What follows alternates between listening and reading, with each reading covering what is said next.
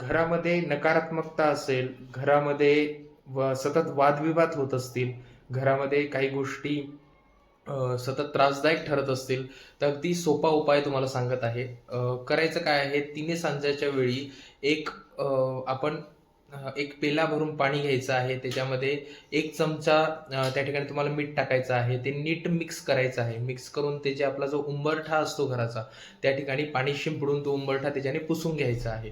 त्यानंतर एका वाटी मध्ये हळद तयार करून हळदीचा व्यवस्थिशीर नीट छान असा लेप तयार करून त्या ठिकाणी त्या उंबऱ्यावरती तो लेप लावायचा आहे आणि सकाळी उठल्यानंतर त्या ठिकाणी गोपद्म काढायचे आहे.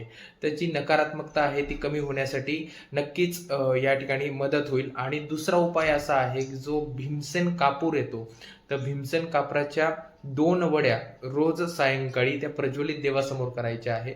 किंवा एक जे आपण मेल्ट करण्यासाठी जे मशीन येतं, तर त्या मशीनवरती ठेवून आपण तो भीमसेन कापूर हा घरामध्ये प्रज्वलित करायचा आहे, लावायचा आहे.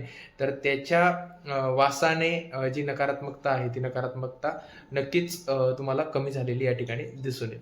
प्रसाद राजन्स, राजन्स ॲस्ट्रॉलॉजी अँड न्यूमरोलॉजी. धन्यवाद.